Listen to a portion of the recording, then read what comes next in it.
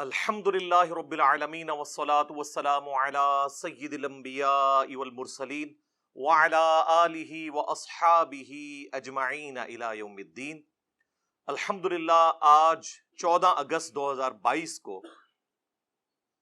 بمطابق 15 محرم الحرام 1444 ہجری سنڈے کے دن ہمارا یہ پبلک سیشن نمبر 55 انشاءاللہ منعقد ہونے جا رہا ہے۔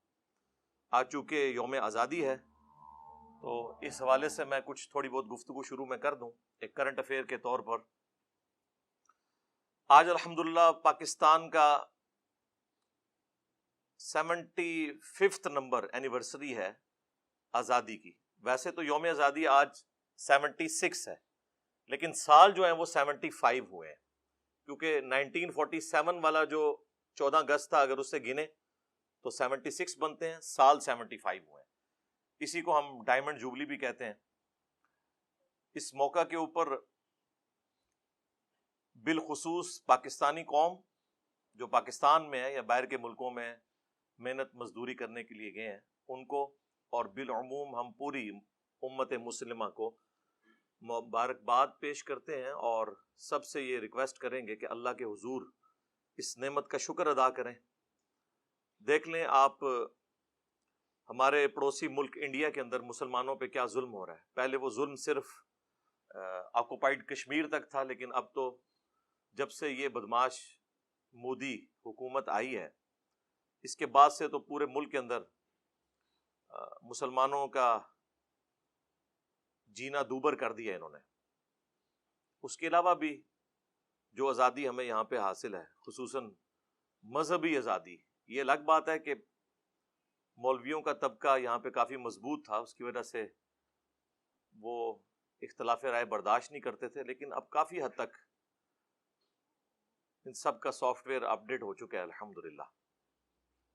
ان تمام کمزوریوں کے باوجود پاکستان کی صورتحال at least freedom of expression کے پوائنٹ آف ویو سے، دین کی تبلیغ کے اعتبار سے دنیا میں سب سے سازگار جگہ مسلمان ملکوں میں یہی ہے۔ غیر مسلم ملکوں میں تو آپ کو پتہ ہے ویسے ہی بڑی آزادی ہے، یہاں بھی کسی کی جان کو خطرہ ہوتا ہے تو یورپ اور امریکہ میں جا کے پناہ لیتے ہیں، پھر وہاں جا کر وہ کس منہ سے انہیں یہ کہیں گے کہ اسلام میں آ جاؤ اور اسلام امن کا دین ہے؟ وہ کہیں گے تو اپنی جان بچانے کے لیے ہمارے پاس آیا ہوا ہے، ہماری جان کو بھی ونریبل کرنا ہے تو نے۔ البتہ جتنے مسلمان ملک ہیں ان میں سب سے زیادہ اگر کوئی مذہبی آزادی ہے نا کسی ملک کے اندر تو پاکستان ہے، ورنہ آپ سعودیہ کے اندر، ایران کے اندر جو مذہبی قسم کے بھی ملک ہیں ان کے اندر بھی آپ ایک خاص ریڈ لائن کو کراس نہیں کر سکتے، اور وہ ریڈ لائن بھی ان کی خود ساختہ بنائی ہوئی ہے، چاہے وہ قرآن و سنت میں بھی لکھا ہوا ہو۔ خصوصاً ہمارا یہ پلیٹ فارم جس طرح کی باتیں کر رہا ہے یہ تو نہ سنیوں کو ہضم ہوتی ہیں نہ شیعہ کو ہضم ہوتی ہیں۔ جس کے مفاد کے اوپر ضرب پڑتی ہے وہ کہتا ہے جی انجینئر صاحب جو ہے وہ بڑی زیادتی کر رہے ہیں ہمارے ساتھ۔ یہ کوئی نہیں کہتا کہ یہ جو کچھ کہہ رہا ہے یہ بالکل ٹھیک کہہ رہا ہے، لکھا یہ ہوا ہے، لیکن چونکہ ہمیں اس سے تکلیف ہوتی ہے اس لیے یہ انتشار ہے۔ تو وہی بات ہے کہ اگر اس کی وجہ سے انتشار ہو رہا ہے یا یہ گند کو ہائی لائٹ کرتا ہے تو یہ سارا گند تو آپ کے بزرگوں کا ڈالا ہوا ہے، ہم تو صاف کر رہے ہیں۔ تو صفائی کرتے وقت تعفن تو اٹھے گا، اس کی بدبو تو آئے گی، لیکن انشاءاللہ ایک دفعہ صفائی ہو جائے گی تو پھر آئندہ کے لیے انشاءاللہ سکون ہو جائے گا۔ تو اللہ کے حضور سب کے سب لوگ شکر ادا کریں اس موقع کے اوپر آج کے دن کے اعتبار سے۔ دوسرے نمبر پہ میں خصوصاً جو حکمران ہیں ان کی ذمہ داری ہے کہ وہ اپنی جو مخالف جماعتیں ہیں ان کو ساتھ ملا کر، جس طرح انہوں نے بڑی محنت سے یہ ایک حکومت بنا لی ہے، تو ابھی بھی جو اپوزیشن کے اندر جماعتیں بیٹھی ہیں انہیں بھی ساتھ ملائیں اور دو کام کریں جو میں اکثر کہتا ہوں، ایک چارٹر آف ڈیموکریسی اور دوسرا چارٹر آف اکانومی لکھ لیں، میثاق جمہوریت اور میثاق معیشت۔ اس کا فائدہ یہ ہوگا کہ آئندہ سے کوئی انفیئر مینز کے ذریعے دوسرے کی حکومت نہیں گرائے گا۔ جس طریقے سے آپ کو پتا ہے 2017 میں ایک حکومت گری اور پھر ابھی عمران خان صاحب کی حکومت کو بھی گرایا گیا، یہ حرکتیں نہیں ہوں گی۔ پھر وہ کہتے ہیں آئینی طریقہ ہے. وہ ہمیں پتہ ہے کہ کتے کو حلال کرنا جس طرح مولویوں کو آتا ہے, اسی طریقے سے آئین کے اندر کوئی شک تلاش کر کے اور حکومت کو الٹنا, یہ ہمارے پولیٹیشنز کو آتا ہے. ان کو پتہ ہوتا ہے کہ جو کچھ یہ کر رہے ہیں. تو یہ فائدہ ہوگا کہ اس طرح کسی کی ٹانگیں نہیں کھینچی جائیں گی. دوسرا, اگر معیشت کا چارٹر لکھا گیا, پھر کوئی حکومت یہ نہیں کہے گی کہ یہ تو پچھلی حکومت نے معاہدے کیے ہوئے تھے, ہمیں تو ملک ملے ہی دیوالیہ, ہم ہوتے تو اچھی ٹرمز پہ کرتے. جس طرح بھی یہ آج کی حکومت کہہ رہی ہے جی آئی ایم ایف کے ساتھ معاہدہ عمران خان صاحب نے کیا تھا. اب اگر اس وقت عمران خان صاحب, اس وقت کے اپوزیشن لیڈر شہباز شریف صاحب جو آج کل پرائم منسٹر ہیں, ان کی بات مان لیتے, جو انہوں نے قومی اسمبلی میں تقریر کرتے ہوئے کہا تھا کہ ٹھیک ہے ہم ویسے اختلافات اپنی جگہ, ہمیں میثاق جو معیشت ہے یہ لکھ لینا چاہیے, تو پھر یہ بھی ان کو کسی صورت گلا نہ کر سکتے. چلیں اب بھی میں رات کو دونوں پرائم منسٹرز کی تقاریر سن رہا تھا, جو موجودہ پرائم منسٹر ہیں پی ٹی وی والے اور جو دوسرے پرائم منسٹر ہیں سوشل میڈیا والے, یعنی شہباز شریف اور عمران خان صاحب. تو ایک ویسے میرے دماغ میں خیال آیا کہ کیا ہی اچھا ہوتا کہ یہ ایک جگہ پہ بیٹھ کے دونوں اپنی اپنی باتیں کر رہے ہوتے, بجائے ایک دوسرے کے خلاف کر رہے ہوتے, لیکن ایک فورم پہ بیٹھے ہوتے, اپنا اپنا موقف عوام کے سامنے رکھتے. آپ امریکہ میں دیکھیں کتنے سخت قسم کے انتخاب میں جو حریف ہیں وہ سامنے آتے ہیں, لیکن جب الیکشن کے رزلٹ آتے ہیں وہ ایک دوسرے کو تسلیم کرتے ہیں بڑے اچھے طریقے سے. یہ ایک ٹرمپ کی مثال ہی تھوڑی سی عجیب ہے, ادروائز اوور آل امریکہ کی ہسٹری میں آپ کو کوئی اس قسم کی چیزیں, لیکن وہاں بھی ایسا نہیں ہوا کہ انہوں نے کوئی حکومت الٹ دی ہو. جس دن ٹرمپ نے حلف اٹھایا تھا پورے امریکہ کے اندر آپ کو پتا ہے احتجاج ہو رہے تھے, لیکن یہ نہیں ہوا کہ اس کی حکومت ختم ہو گئی ہے, جمہوریت کو کوئی خطرہ نہیں ہوا. اور جس دن جو بائیڈن نے حلف اٹھایا ہے, ٹرمپ کے ماننے والے جو لوگ تھے وہ احتجاج کر رہے تھے, لیکن اس سے حکومت نہیں گری. حکومتیں ایسے گرنی بھی نہیں چاہیے. تو یہ چارٹر آف ڈیموکریسی اور چارٹر آف اکانومی لکھ لی جائے تو پاکستان کے 90% مسائل حل ہو جائیں گے. اس کے بعد ہی کوئی حکومت اچھی چیزیں عوام کو ڈیلیور کر سکتی ہے. ظاہر پالیسیز بنانی ہے تو وہ ظاہر اکانومی میں ہی آتی ہے نا. ہمارا اس وقت سب سے بڑا مسئلہ جو ہے بھوک پڑی ہوئی ہے, ہمیں اپنی فوج کو دینے کے لیے, سرکاری ملازمین کو دینے کے لیے تنخواہیں نہیں ہیں, اس کے لیے ہم آئی ایم ایف سے قرضے مانگتے ہیں. اور یہ وہ قوم ہے جو قرضہ ملنے کے اوپر خوش ہو رہی ہوتی ہے. اندازہ کریں کہ اتنے ڈالر آ گئے تو اب یہ ہو جائے گا, بھئی اتارنا بھی ہے ایسے. یہ تو نہیں ہو سکتا کہ وہ آپ سے قسط مانگیں اور آپ کہیں کہ آیا جے غوری, انج نہیں دنیا دے کام چل دے. آیا جے غوری کیڑی دنیا چ رہ رہے ہو اللہ دے بندے ہو, وہ گل کرنے والی کرو. ایک تو یہ کام ہے جو کیا جائے حکمرانوں کے پوائنٹ آف ویو سے اور اپوزیشن کے پوائنٹ آف ویو سے, بجائے اپنی اپنی قوموں سے خطاب کرنے کے ایک جگہ بیٹھ کے. آپ دونوں تو الگ ہیں, لیکن جس قوم سے آپ خطاب کر رہے ہیں وہ تو ایک ہے نا, تو اکٹھے ایک جگہ بیٹھ کے خطاب کریں, اپنا اپنا پوائنٹ آف ویو بیان کریں. اس وقت چاہے حکومت ہو چاہے اپوزیشن ہو, ان دونوں نے اپنے ساتھ وہ لوگ بٹھائے ہوئے ہیں کہ جن کو یہ ماضی میں خود گالیاں نکالتے رہے. رات کو پرویز الہی صاحب نے بھی تو تقریر کی ہے نا, جو سٹنگ چیف منسٹر ہیں. ان کو عمران خان صاحب کیا کچھ کہتے تھے پہلے, تو اب ساتھ بیٹھے ہوئے ہیں. اسی طریقے سے شہباز شریف صاحب کے ساتھ زرداری صاحب جو بیٹھے ہوئے ہیں, تو یہ کیا ایک دوسرے کو کہتے رہے. مجھے کہنے کی ضرورت نہیں ہے, سوشل میڈیا پہ آپ ان کی تقریر سن سکتے ہیں. تو اب جب آپ لوگ اپنے مفادات کی خاطر اکٹھے ہو کے بیٹھے ہوئے ہیں, تو قوم کے لیے بھی بیٹھ جائیں اور ایک چارٹر آف ڈیموکریسی اور ایک چارٹر آف اکانومی لکھ لیں, تاکہ آندہ سے کوئی اسٹیبلشمنٹ کا اعلی کار بن کر حکومت کو نہ گرائے. اس کے بعد میں جو ہمارے ریاستی ادارے ہیں, اور ظاہر ہے ادارے تو خیر یہ ایک کوڈ ورڈ کے طور پہ استعمال ہوتا ہے, ادارے تو دو ہی ہیں, باقی تو بیچارے سارے مظلوم ہی ہیں. چاہے پولیس ہو چاہے ایٹامک انرجی کا ادارہ ہو, ادارے دو ہی ہیں پاکستان کے اندر, فوج اور عدلیہ. تو اس لیے میں نام لے کے کہوں گا کہ فوج اور عدلیہ, ان دونوں کو بھی اپنی حدود کراس نہیں کرنی چاہیے. اور یہ باتیں ہم اس وقت سے کر رہے ہیں کہ جب خود وہ جماعتیں جو آج بڑی اینٹی اسٹیبلشمنٹ بنی ہوئی ہیں ان کی گود میں بیٹھی ہوئی تھی. ہم اس وقت بھی کہتے تھے کہ اس کا رزلٹ بڑا غلط نکلے گا، اور وہ نکلا ہے، آپ کو پتا ہے. تو یہ دو ادارے جو ہیں فوج اور عدلیہ، یہ بجائے سیاست میں مداخلت کرنے کے، اور اب تو خود بھی کہہ رہی ہے فوج، بار بار اعلان توبہ کر رہی ہے، لیکن ان کی توبہ قبول نہیں کی جا رہی پاکستانی عوام کی طرف سے. اس وقت پاکستانی عوام میں کوئی بھی بندہ نہیں ہے، کوئی جماعت ایسی نہیں ہے جو دل سے فوج کے حق میں دو جملے بولنے کے لیے تیار ہو. یہ جو کچھ بول رہے ہیں اوپر اوپر سے بول رہے ہیں، یہ آپ کو بھی پتا ہے. کچھ عرصہ پہلے نون لیگ کا جو بیانیہ تھا، آج بھی ان کا وہی ہے. وہ تو اپنے مفادات کی خاطر ظاہر ایک انہوں نے لبادہ اوڑا ہوا ہے. اسی طریقے سے عمران خان صاحب نے بھی جو پچھلی حکومت میں لبادہ اوڑا ہوا تھا نا، وہ مفادات کی خاطر اوڑا ہوا تھا. ورنہ آج جو عمران خان صاحب باتیں کر رہے ہیں نا، عمران خان صاحب کا شروع سے یہی بیانیہ ہے. 2001-2 کی آپ ذرا تقریریں سنیں، جو مشرف صاحب کو لتاڑا کرتے تھے، جو کچھ انہوں نے اپنی کتاب میں لکھا، یہ تو لے آئے تھے کہ ساڈا بندہ ہے، لیکن انہوں نے دسیا تہاڈا بندہ نہیں، میں اللہ دا بندہ ہوں. ٹھیک ہے، تو اس کا نقصان ہی ہوا ہے نا. اور پھر دیکھیں کہ جب آپ سیاست میں مداخلت کرتے ہیں، چاہے فوج یا عدلیہ، آپ اپنے کام کوئی نہیں کر رہے ہوتے. پاکستان کا ایک ہی مسئلہ ہے کہ ہر کوئی دوسرے کا کام کر رہا ہے. ایک مسئلہ ہے. وہ ہمارے جو ایکس چیف جسٹس صاحب تھے، کبھی ہاسپٹل میں پہنچے ہوتے تھے، پھر انہوں نے کہا تھا میں نے ریٹائر ہو کے جو ہے وہ ڈیم فنڈ کے لیے جو ہے وہ خیمہ لگا لینا ہے وہاں پہ، پوری قوم کو بڈ بنا کے چلے گئے. ابھی تک بینکوں کے باہر جو ہے نا ان کے وہ لگے ہوئے ہیں چندہ فنڈ کے بینرز. لیکن ان سے کوئی پوچھ لے کہ سر یہ بتائیں کہ اس وقت پینڈنگ کیسز کتنے ہیں، تو وہ آپ کے اوپر توہین عدالت لگا دیں گے.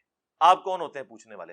بھائی ہم وہ ہوتے ہیں پوچھنے والے کہ ہمارے ٹیکسز سے آپ لوگوں کی عیاشیاں فلفل ہو رہی ہیں. آپ لوگ 12 15 لاکھ پینشن لے رہے ہیں اور لائف ٹائم سیکیورٹی لے رہے ہیں.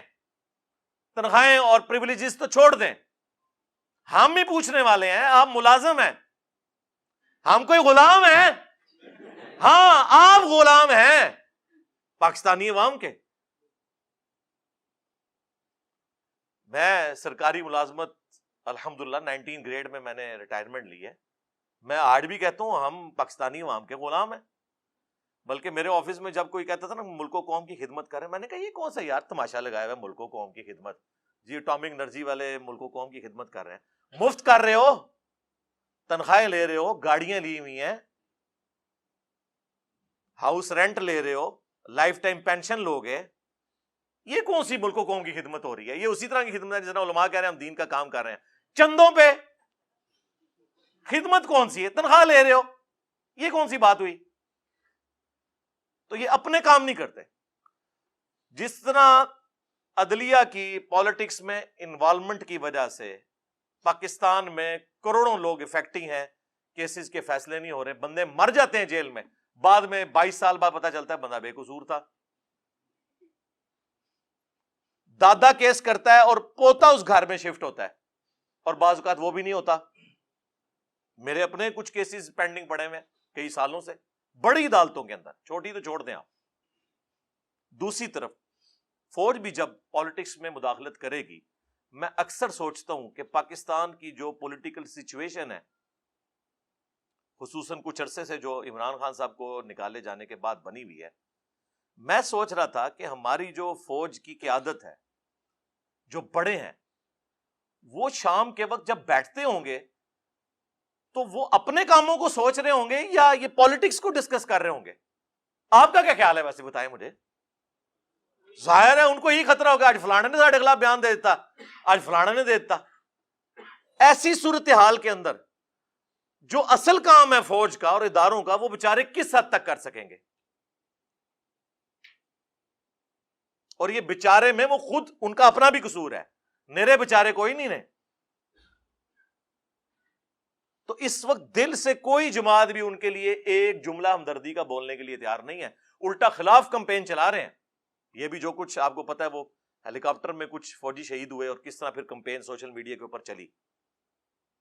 اور یہ تو وہ ہے جو آپ کو نظر آ رہی ہے. آپ لوگوں سے پوچھیں, آپ ہوٹلوں پہ جا کے ٹیبل ٹاک کریں, آپ کو اندازہ ہوگا کہ میں نے تو اپنی زندگی کے اندر کبھی بھی اداروں کے لیے وہ نفرت نہیں دیکھی ہے جو اس وقت ہے. ایک پی ٹی آئی بچی ہوئی تھی نا جو دفاع کر رہی تھی, آج سب سے زیادہ ان کی زبانیں کھلی ہوئی ہیں فوج کے خلاف. رہ گئی نون لیگ, پیپلز پارٹی, JUIF. وہ اگر کوئی جملہ بولیں گے بھی تو بس جنہوں کہنے ہیں گونگلواں تو مٹی چاڑنے آستے ہیں, اندر سے وہ بھی خوش ہیں کہ ٹھیک ہو رہا ہے نا.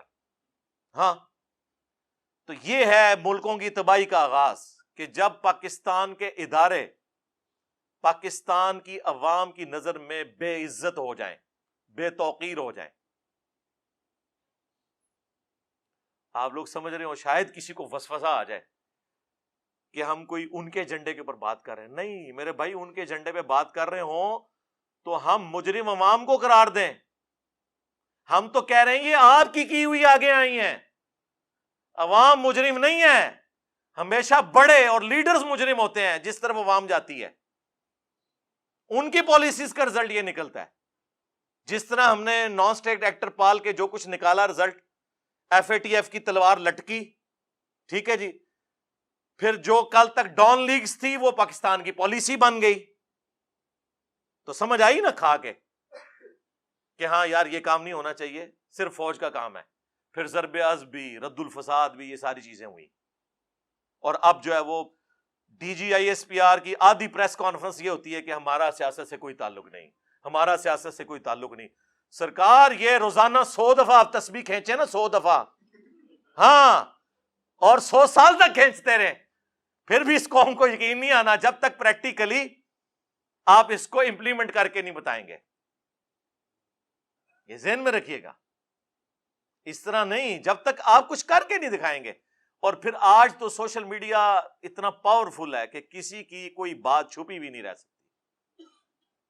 آپ ذرا سی ہینکی پھینکی کریں گے, کوئی نہ کوئی کلپ گھومتا گھماتا آ جائے گا, اور پھر کوئی بڑا صحافی اٹھا کے اسے ٹویٹر پہ یا اپنے فیس بک پہ لگا دے گا, اور پھر وہ جناب اس طرح پھیل جائے گا. پھر آپ بے شک گرفتار کرتے ہیں. مجھے بتائیں گرفتاریوں سے کیا وہ جو باتیں لوگوں کے ذہنوں میں چلی گئی ہیں وہ نکل گئی ہیں؟ نہیں. تو یہ کون سا طریقہ ہے؟ اس کی بجائے نیریٹو بنائیں. فوجیں صرف ملک کی سرحدوں کی حفاظت کر سکتی ہیں. جس کو فوج کہہ رہی ہوتی ہے نظریاتی سرحدوں کی حفاظت, وہ فوج نہیں کر سکتی, وہ پولیٹیشنز نے کرنی ہوتی ہے, وہ مذہبی پیشواؤں نے کرنی ہوتی ہے جو اس ملک کے اندر موجود ہوتے ہیں. وہ کاؤنٹر نیریٹو دیتے ہیں. اور ان کا حال آپ دیکھ لیں کہ پہلے تو وہ ایک پیج کی بات کرتے تھے, وہ تو پیج ایسا پھٹا ہے کہ اب یہ پیج بالکل ہی الگ ہو گیا اور سنبھالا ہی نہیں جا رہا. اس اعتبار سے میں سمجھتا ہوں پاکستان اس وقت ڈسائسو مومنٹ سے میں ہے. یہاں ہم نے ڈیسائیڈ کرنا ہے کہ ہر ایک نے اپنا کام کرنا ہے. عدلیہ کو بھی جو شوق ہے نا کہ 9 بجے کے خبر نامے میں پہلا آدھا گھنٹہ عدلیہ ڈسکس ہو رہی ہو کہ فلاں کو بیل مل گئی, فلاں کی تاریخ لگ گئی. اور تاریخیں کن کی لگ رہی ہیں؟ جو بڑے ہیں, چھوٹوں کا ذکر ہی کوئی نہیں ہے, جو بےچارے انصاف کے لیے سالہ سال سے ذلیل ہو رہے ہیں عدالتوں کے اندر. اور عدالتیں ہماری جو ہے پریس کانفرنس کی جگہ بنی ہوئی ہیں. پولیٹیشنز جو ہیں وہ باہر بیٹھ کے پریس کانفرنس کر رہے ہوتے ہیں, اور ججز جو ہیں وہ کورٹ روم کے اندر پریس کانفرنس کر رہے ہوتے ہیں. آج اگر کسی پولیٹیکل لیڈر نے کوئی بیان دے دیا ہے, اگلے دن کوئی ہائی کورٹ کا جج, کوئی سپریم کورٹ کا جج بیٹھ کے اسے ریبٹل کر رہا ہوتا ہے. وہ یار تم لوگوں کا یہ کام ہے؟ جج کا مطلب ہے جج کرنا, کہ وہ سنے گا. جج گونگا ہوتا ہے جی, یہ گوروں سے پوچھیں. جج گونگا ہوتا ہے, صرف وہ اس وقت بولتا ہے جب اس کو کوئی بات سمجھ نہیں آ رہی نا, تو وکیل سے کہتا ہے یہ آپ اس کو ذرا کلیئر کر دیں, باقی آپ اپنا جو جتنا ڈیفنس ہے نا وہ ریٹن میں مجھے جمع کروائیں. وہ اس کو پڑھتا ہے, اس کے بعد ایک رزلٹ سنا دیتا ہے. امریکہ میں جج مرتے دم تک جج ہوتا ہے, ریٹائر نہیں ہوتا. سب سے قیمتی انسان دنیا میں اللہ کی کرسی پہ جج بیٹھا ہوا ہے. اللہ نے اپنے لیے کہا ہے نا اولو العلم قائما بالقسط, اہل علم کا کہا کہ جو اللہ انصاف کے اوپر قائم ہے اس کے ایک ہونے کی گواہی اہل علم دیتے ہیں. اللہ نے ترازو نازل کیا. انبیاء کا بھی جب ذکر آیا تو کہا کہ کتابیں نازل کی اور ترازو قائم کیا. اور ہمارے ترازو کی آپ حالت دیکھ لیں کیا ہوئی ہے. پہلے ہی امام کو پتا ہوتا ہے جناب اے جج بیٹھے نے اے رزلٹ آئے گا. ہاں تو ٹھیک ہے یار, پھر عوام کو بٹھائیں اپنی سیٹوں کے اوپر, پھر بیان دیتے ہیں ہم جو ضمیر کے مطابق فیصلہ کریں گے. واہ, یہ کون سا دنیا کا قانون ہے کہ ضمیر کے مطابق فیصلہ کریں گے؟ قرآن تو کہتا ہے آپ کو اپنے خلاف گواہی دینی پڑے, اپنے رشتہ داروں کے خلاف گواہی دینی پڑے, آپ نے انصاف کے اوپر فیصلہ کرنا ہے, ضمیر کے مطابق نہیں, قانون کے مطابق فیصلہ کرنا ہے. عوامی امنگوں کا مکمل خیال رکھا جائے گا, یعنی جتنے لوگ ہماری تصویریں لگا کے اس پہ جو زیادہ جوتیاں مارے گا نا اس کے حق میں فیصلہ کریں گے, کیونکہ ان سے ہمیں زیادہ ڈر لگتا ہے ٹرولنگ سے. یہ ہوتی ہیں عوامی امنگیں. میں چونکہ ایک ایسی پوسٹ کے اوپر بیٹھا ہوں کہ میرے لیے یہ سب کے سب لوگ اسٹوڈنٹ کی حیثیت سے ہیں, اس لیے میں ان سے اس لہجے میں گفتگو کر سکتا ہوں, اور پریکٹیکلی اسٹوڈنٹ ہیں بھی ہیں الحمدللہ. تو کوئی تو ہونا چاہیے نا جو بڑوں کے بھی کان کھینچے کہ یار آپ لوگ کیا کر رہے ہیں, کیونکہ صحافیوں کے اوپر تو پھر یہ مقدمات بنا دیتے ہیں, کبھی توہین عدالت, کبھی غدار وطن, کبھی کچھ.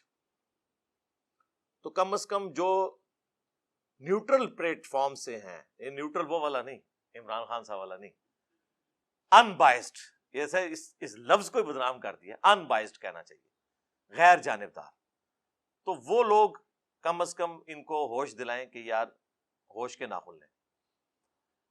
اور آخر میں جو پاکستان میں صاحب ثروت لوگ ہیں, امیر لوگ, ان سے میں ریکویسٹ کروں گا, اس وقت قوم کو اس بدحالی سے نکالنے میں آپ سب سے اہم کردار ادا کر سکتے ہیں.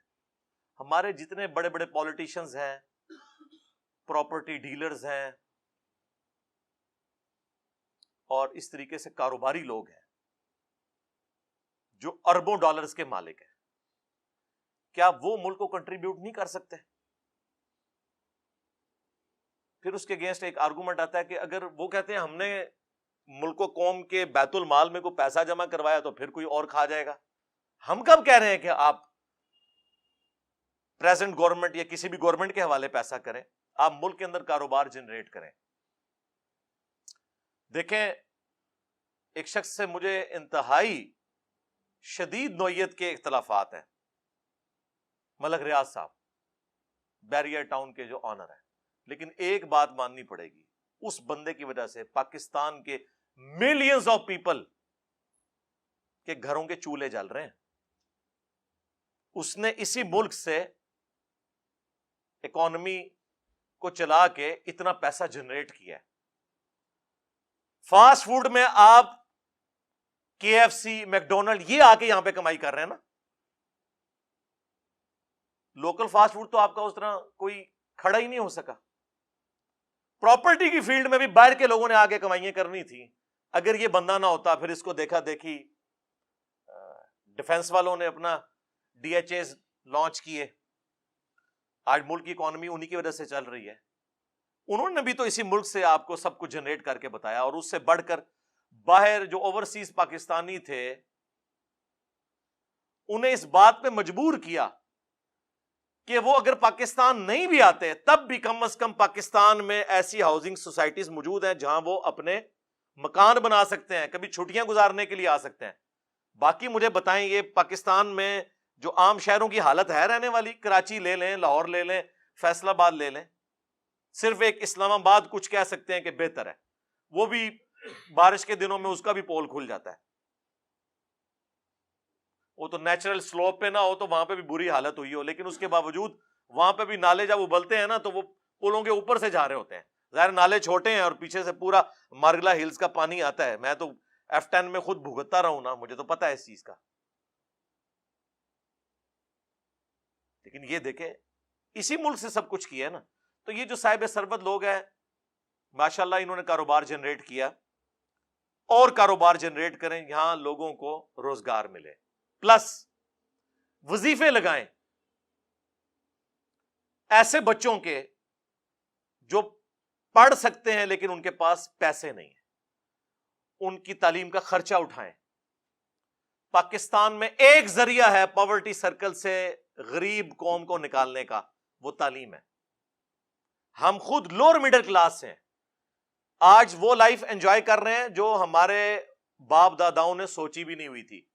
اور فیکٹر صرف ایک یہ ہے کہ پڑھ لکھ کے اس کی وجہ سے ہم نے اپنے خاندان کا جو لیونگ سٹینڈرڈ ہے وہ اپ کر لیا. باقی تو کوئی کاروبار نہیں تھا ہمارا. ہمارے جیسے لاکھوں نوجوان آپ کو پاکستان میں نظر آئیں گے جو پڑھ لکھ کر انہوں نے اپنے خاندان کو پاورٹی سرکل سے باہر نکالا ہے، غربت کے اس دائرے سے. اور تو کوئی ذریعہ نہیں ہے. اب تعلیم بھی اتنی مہنگی ہو چکی ہے کہ ایک غریب آدمی کالج اور یونیورسٹی کی فیس بھی نہیں دے سکتا. میں جب انجینئرنگ یونیورسٹی میں پڑھتا تھا نا 1995 سے لے کے 2000 تک، میری سال کی فیس 3000 روپے تھی، وہ بھی انسٹالمنٹس میں. ایک 1800 کی انسٹالمنٹ 6 مہینے کی اور ایک 1200 کی. پرائیویٹ یونیورسٹی اس وقت بھی لاکھوں میں تھی. اور یہ 3000 میں پورے سال کا ہاسٹل کا خرچہ، صرف کھانے کو آپ نکال دیں، ہاسٹل میں بجلی کا، پانی کا، رہائش کا، صفائی، سب کچھ اس میں شامل. آج بھی سرکاری جو یونیورسٹیز ہیں ان کا خرچہ دیکھا جائے تو بہت کم ہے، لیکن ظاہر وہ ٹیکسز سے ہو رہا ہوتا ہے نا.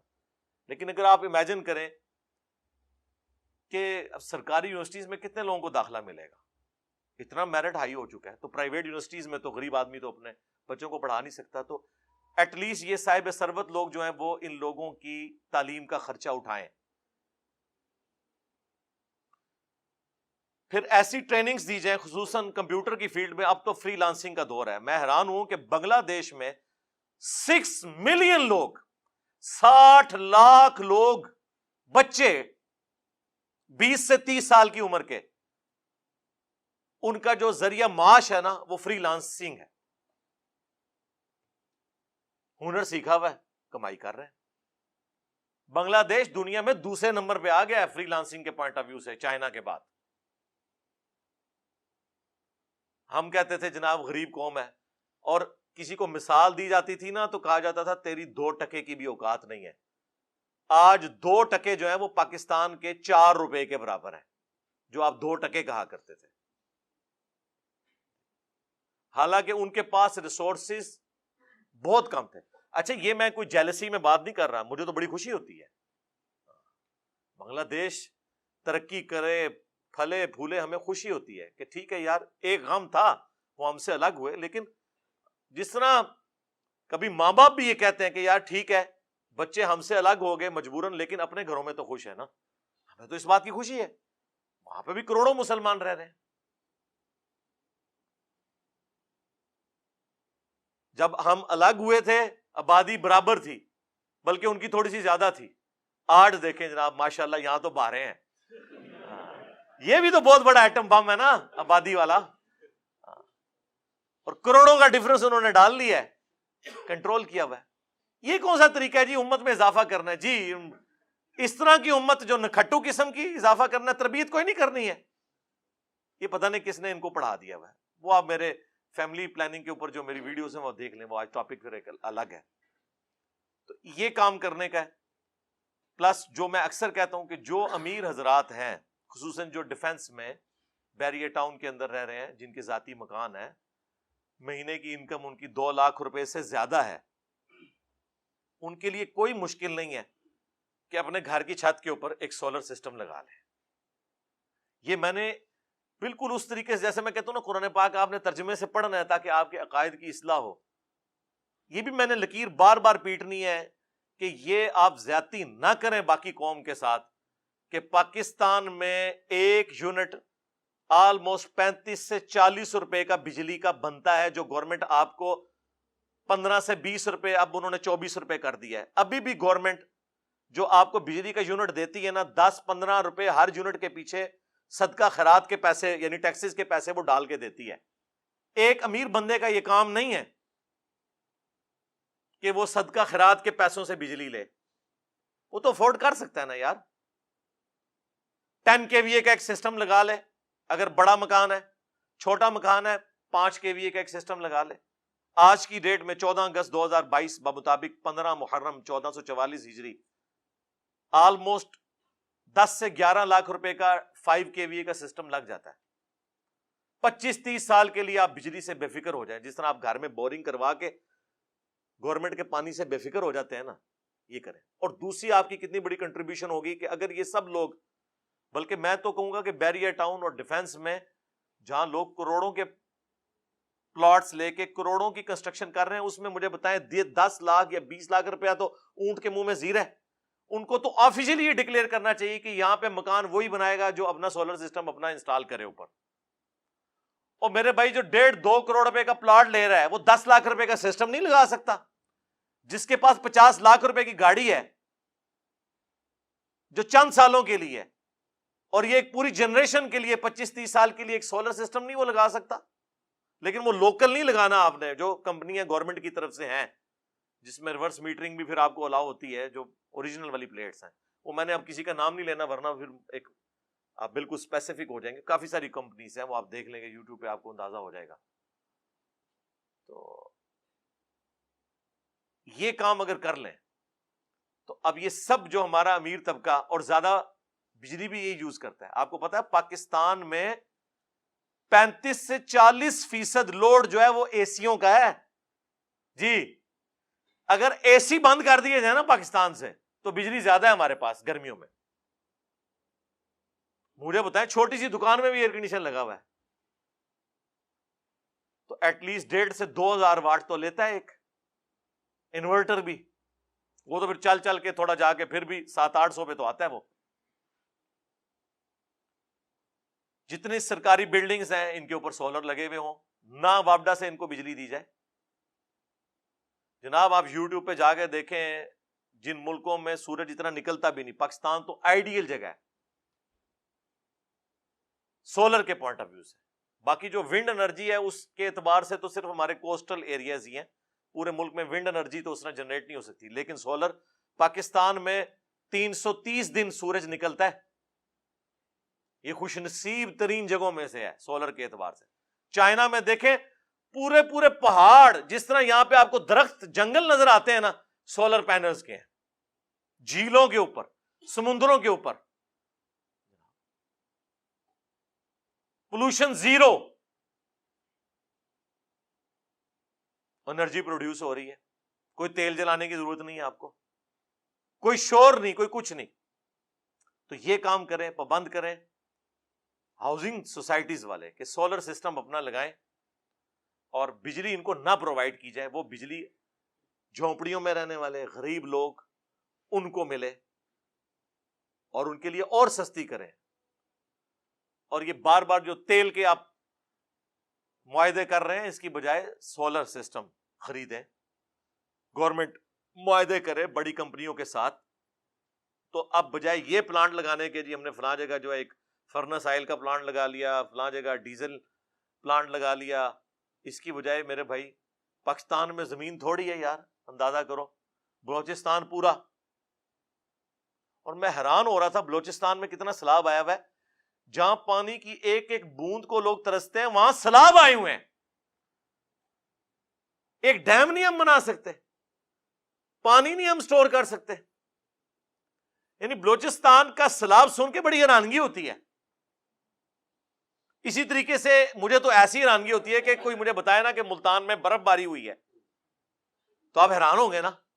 اس طرح میں حیران ہو رہا ہوں کہ یار یہ بلوچستان ہے کہ پانی سنبھالا نہیں جا رہا, اور واٹر ٹیبل وہاں پہ تقریباً 700-800 بعض جگہ 1000 فٹ پہ جا چکا ہے.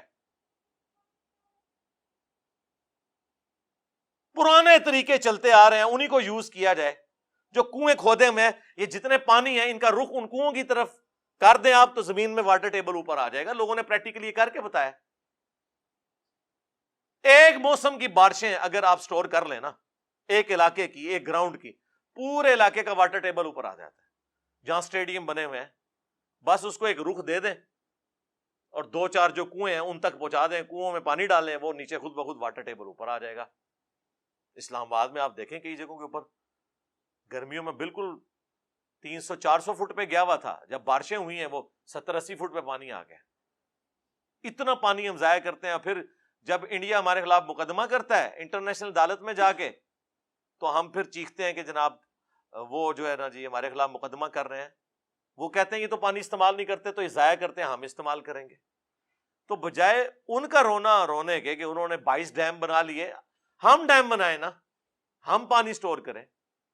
اور بہت بڑے ڈیم بنانے کی ضرورت نہیں، چھوٹے چھوٹے بھی ڈیمز بنائے جائیں، پانی کم از کم سٹور تو کیا جائے، پینے کے لیے اویلیبل ہو. اب باتیں تو پھر آپ کو پتہ ہے ہم بھی کسی صحافی سے کم نہیں ہیں، ہاں بہت ساری باتیں کی جا سکتی ہیں، لیکن میں نے کوشش کی کہ تھوڑے سے وقت میں اپنا درد دل، چونکہ آج کا دن متقاضی تھا، 14 اگست کا دن تھا، تو میں 14 اگست کے حوالے سے کم از کم اس نیشن کے پوائنٹ آف ویو سے پاکستان کی جو حالت زار ہے جس کی وجہ سے ہم سب لوگ اب پریشان ہیں، تو 2-4 باتیں آپ کے گوش گزار کرتا.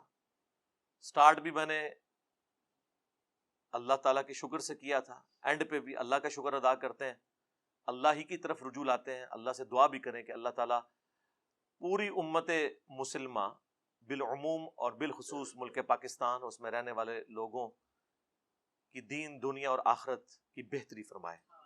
صلو علی محمد و آل محمد، اللہم صلی علی محمد وعلی آل محمد و اصحاب محمد و ازواج محمد اجمعین الی یوم الدین، آمین.